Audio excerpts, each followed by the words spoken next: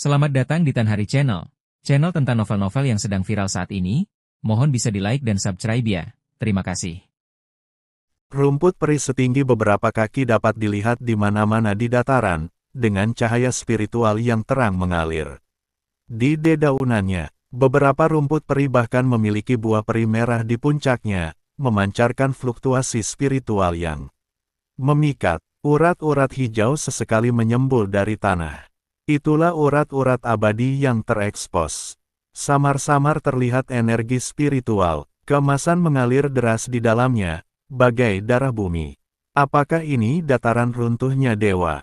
Chen Ping diam-diam terkejut. Dia telah melihat banyak urat spiritual di surga kelima, tetapi dia belum pernah melihat kelompok urat abadi yang begitu padat dan murni. Sumber daya di dataran ini sendiri mungkin setara dengan gabungan sumber daya setengah dari pasukan di surga kelima. Tidak mengherankan bahwa kerajaan Tuhan telah menjadi kekuatan teratas di surga keenam karena memiliki tanah yang sangat berharga. Sang putri kerajaan para dewa, dengan tangan terikat, merasakan hembusan napas yang familiar, tetapi wajahnya semakin buruk rupa. La memalingkan muka dan tak melihat pemandangan di bawahnya. Jelas ia hanya merasakan perlawanan dan rasa jijik terhadap negeri yang memelihara para dewa ini.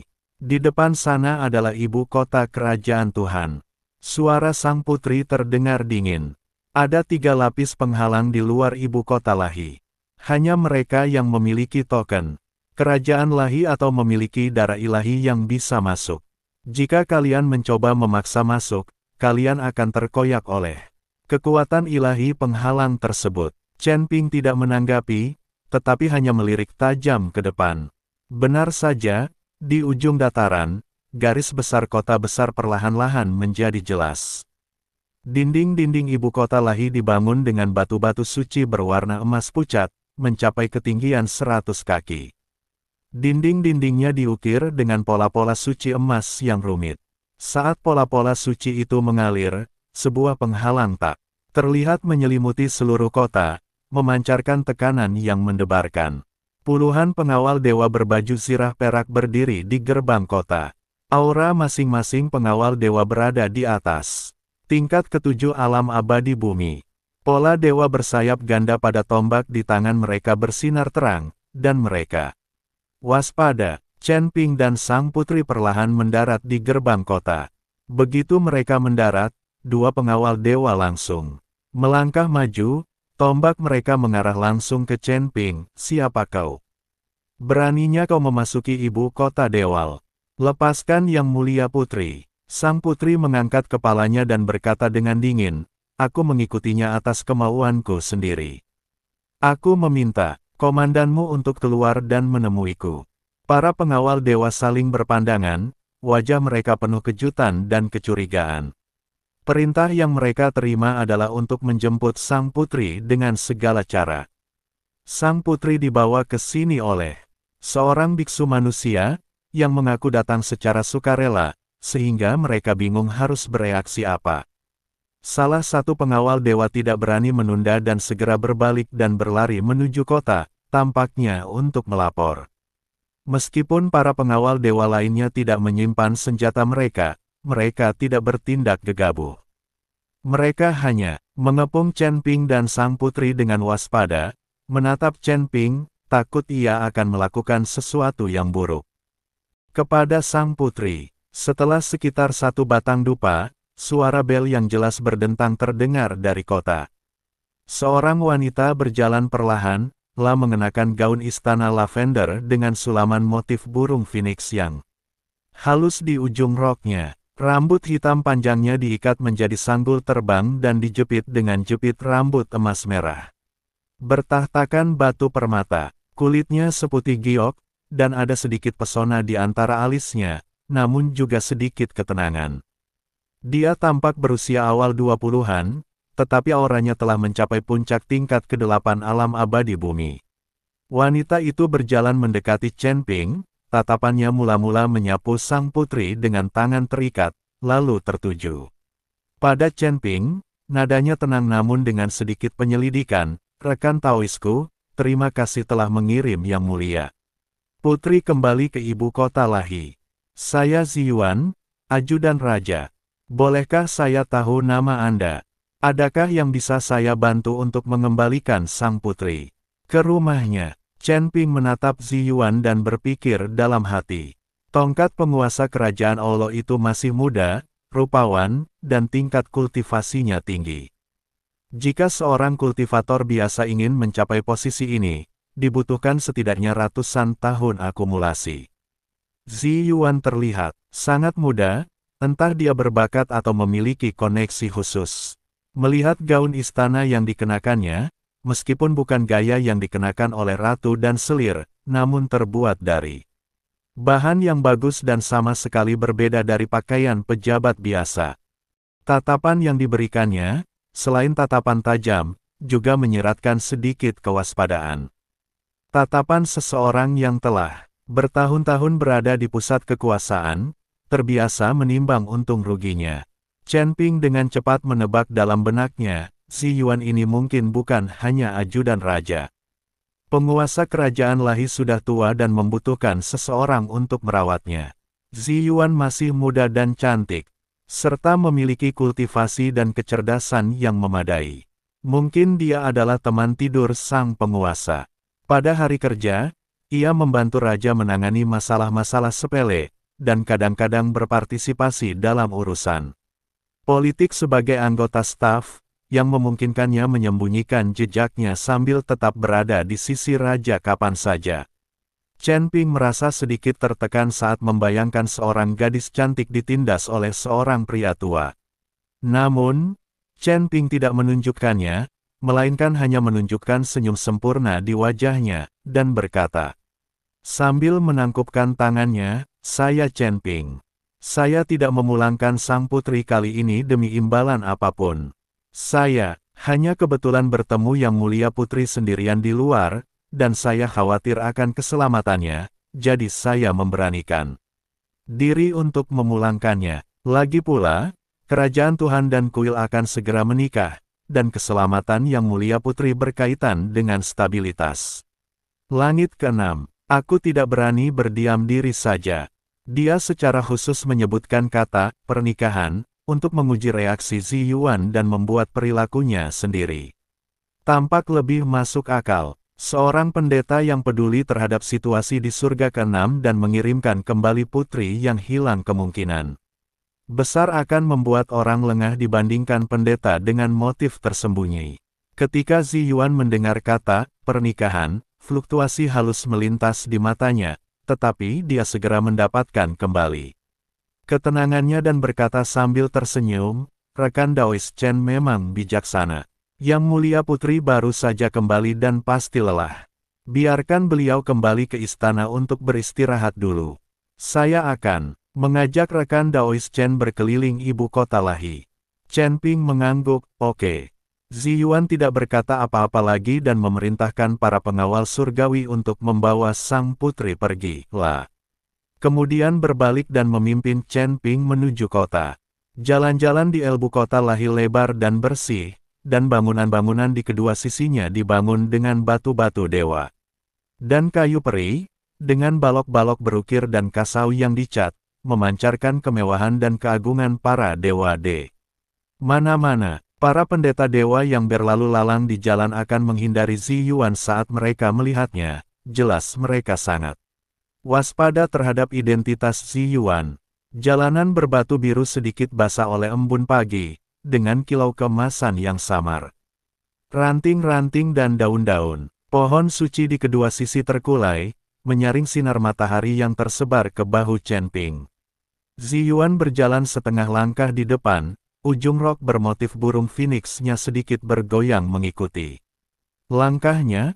Tampak acuh tak acuh, tetapi matanya selalu terpaku pada ekspresi Chen Ping. Akan mengajukan beberapa pertanyaan kepada Chen Ping setiap beberapa langkah. Rekan Taois Chen tampak asing. Mungkin dia baru saja tiba di surga ke-6.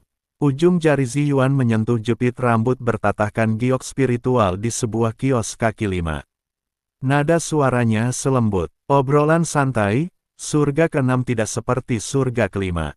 Kekuatan-kekuatannya saling terkait dan kompleks.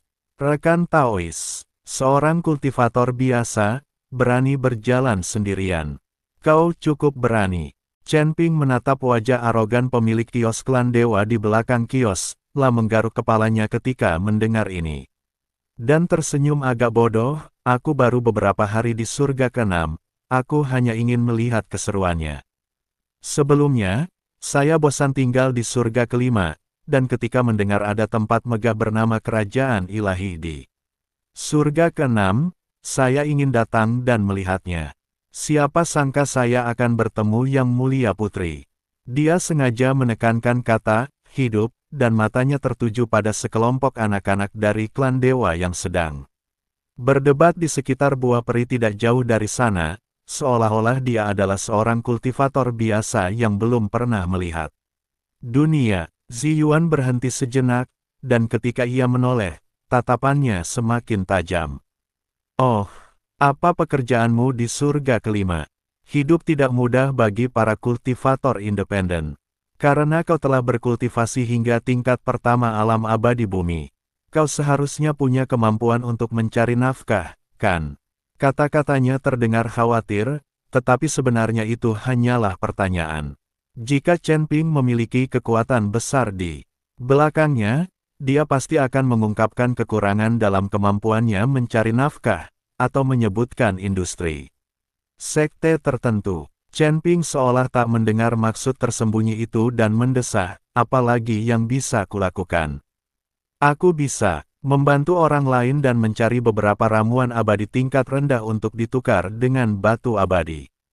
Terkadang aku cukup beruntung untuk mengambil kertas jimat yang terbuang, dan aku akan mencoba menggambarnya sendiri. Aku tak pernah menyangka akan benar-benar menggunakannya untuk menjebak Yang Mulia Putri kali ini. Sambil berbicara, Chen Ping mengeluarkan sebuah jimat kuning keriput dari tangannya.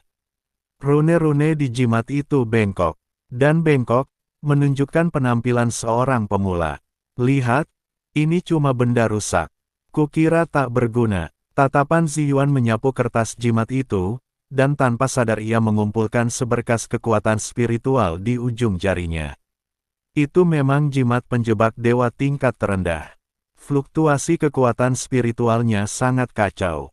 Belum lagi menjebak putri, para dewa, bahkan seorang kultivator tingkat pertama di alam abadi bumi mungkin tak akan mampu menahannya sedetik pun. Tetapi dia ingat dengan jelas bahwa ketika Chen Ping memenjarakan sang putri di gerbang kota, kekuatan spiritual keemasan itu sama padatnya dengan substansi, yang jelas tidak sebanding dengan jimat tak berguna ini. Anda beruntung, rekan Taois. Ziyuan menekan keraguannya dan menunjuk sekelompok pengawal lahi yang lewat di ujung jalan. Yang di depan, adalah pengawal lahi yang bertugas berpatroli di distrik kota barat. Ibu kota lahi agak tidak tenang akhir-akhir ini, dan selalu ada beberapa kultivator tak dikenal yang berkeliaran. Jika kalian berkeliaran, harap hindari gang-gang terpencil itu. Dia sengaja menyebutkan biksu tak dikenal itu untuk melihat apakah Chen Ping akan bereaksi terhadap penjaga dewa yang menyegel gerbang kota. Namun, Chen Ping hanya menyipitkan matanya untuk melihat baju zirah perak milik pengawal dewa, lalu berkata dengan takjub, baju zirah ini benar-benar berkilau, jauh lebih mengagumkan daripada prajurit yang kulihat di surga ke-5. Kalau saja aku punya satu, tak akan ada seorang pun yang berani menggangguku saat aku pergi mengurus tugas. Sambil berbicara dia mengulurkan tangannya hendak menyentuh baju zirah pengawal dewa, namun pengawal dewa itu menatap dingin dan dia menarik tangannya dengan canggung, tanpa menanggapi kata-kata pendeta yang tidak diketahui identitasnya itu. Berat, Ziyuan menatap tatapan acuh tak acuh itu, dan keraguan dalam hatinya bukan saja tidak hilang, tetapi malah bertambah. Lata percaya seorang kultivator yang bisa menjebak sang putri akan begitu vulgar dan bodoh, tetapi kata-kata serta tindakan Chen Ping sungguh sempurna.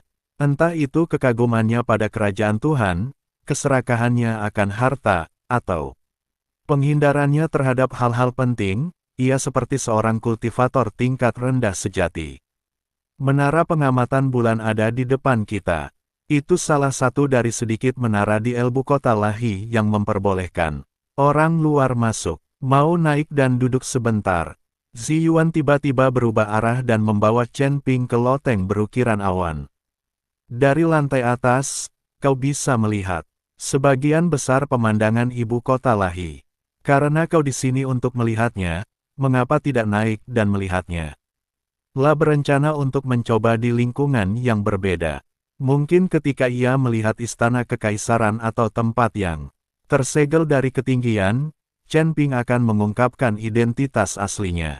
Mata Chen Ping langsung berbinar, dan ia segera menyusul, hebat, hebat.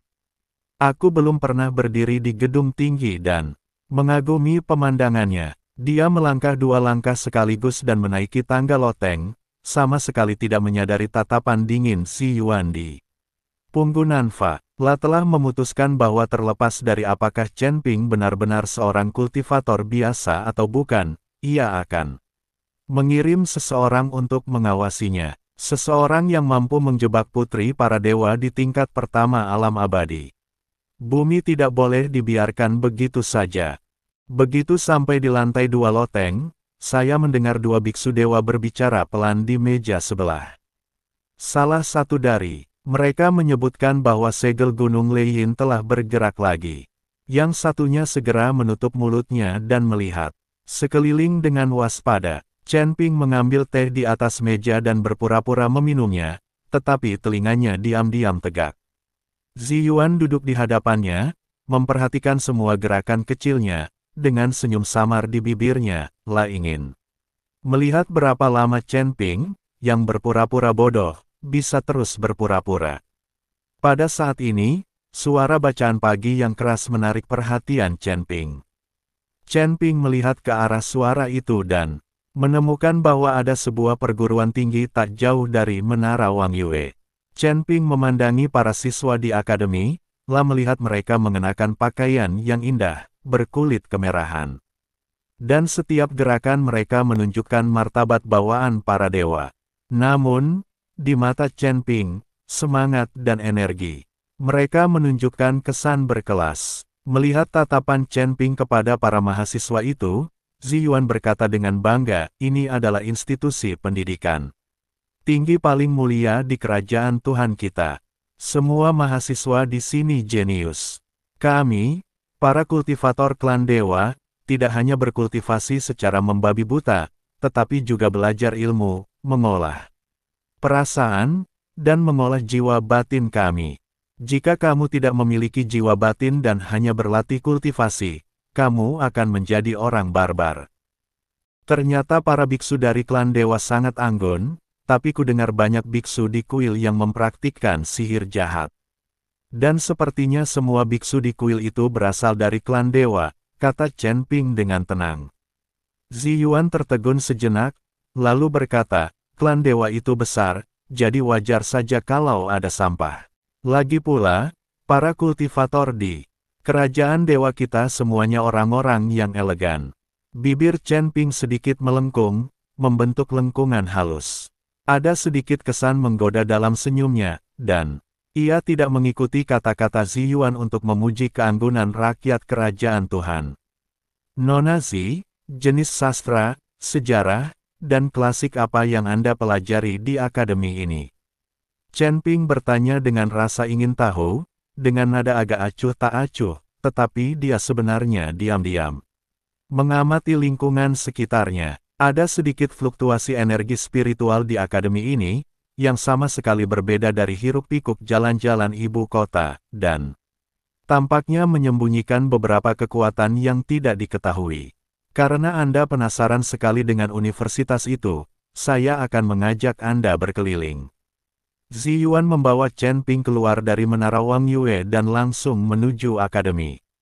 Ziyuan melihat Chen Ping menatap akademi dengan mata penuh rasa ingin tahu dan terkejut, secercah kebanggaan terpancar di matanya, dan dia pun berjalan memasuki akademi dengan langkah lotus. Kedua sisi akademi dijaga oleh pengawal dewa, tetapi ketika mereka melihat Ziyuan, mereka semua memberi hormat. Tanpa ada yang menghentikan mereka, yang menunjukkan status Zi Yuan di kerajaan dewa. Jika kamu ingin memahami sekolah kami, kamu harus pergi ke perpustakaan dan belajar dengan saksama. Zi Yuan membawa Chen Ping ke perpustakaan. Chen Ping sangat terkejut bahwa Zi Yuan berani membawa Chen Ping ke tempat sepenting itu. Nona Zi, kau membawaku ke perpustakaan tepat saat kita pertama kali bertemu. Apa kau tidak takut aku akan mengungkap rahasia klan dewamu? Chen Ping bertanya dengan rasa ingin tahu. Hahaha, perpustakaan ini hanya berisi beberapa karya klasik klan dewa kita, yang merekam kejayaan zaman dahulu dan mewariskan kebijaksanaan leluhur kita. Mahasiswa yang belajar di sini tidak hanya dapat memahami prinsip-prinsip hakiki langit dan bumi, tetapi juga mengembangkan karakter dan mempelajari etika. Kalau mau belajar, silakan lihat. Dengan begitu, kamu tidak akan seperti para kultivator di alam bawah yang hanya tahu cara bertarung dan membunuh, tanpa dasar apapun. Saat dia berbicara, matanya melirik ke arah Chen Ping, baik sengaja maupun tidak sengaja, dan penghinaan dalam kata. Katanya tidak tersembunyikan sama sekali. Chen Ping mendengus dalam hati, tetapi masih dengan senyum lembut di wajahnya, lah berjalan ke rak buku dan dengan santai mengeluarkan sebuah buku kuno. Ketika saya membukanya, saya mendapati isinya penuh dengan kisah kejayaan para dewa, dengan banyak kata-kata yang merendahkan ras lain, dan teksnya penuh dengan kesombongan dan prasangka. Yang disebut dewa itu tak lain adalah umat manusia.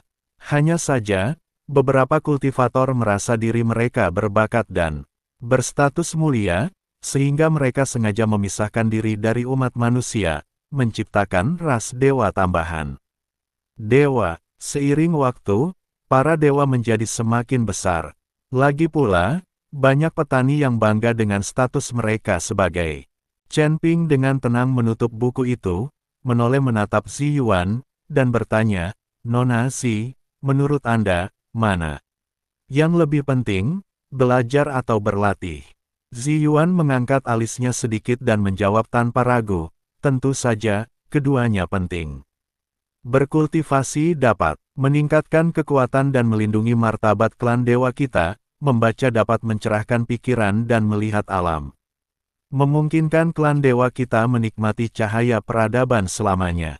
Rekan Taois Chen, Anda berasal dari surga kelima. Saya membayangkan para kultivator di sana hanya fokus pada kultivasi dan mengabaikan kultivasi batin, bukan? Sembari berbicara, dia mengamati ekspresi wajah Chen Ping, mencoba menemukan kesalahan dalam reaksinya. Chen Ping berpikir dalam hati bahwa Zi Yuan memang terus maju selangkah demi selangkah, tetapi dia tidak akan mengungkapkan identitasnya dengan mudah. Dia menggelengkan kepalanya sedikit dan berkata sambil mendesah palsu, Nona Zi benar sekali. Kebanyakan kultivator di surga kelima sibuk berusaha bertahan hidup dan benar-benar tidak punya waktu untuk peduli dengan hal-hal ini.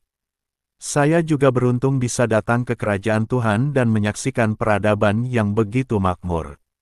Namun, saya bertanya-tanya, jika saya mendalami buku-buku kuno dan mengabaikan perubahan dunia luar, bagaimana saya bisa meningkatkan kekuatan saya?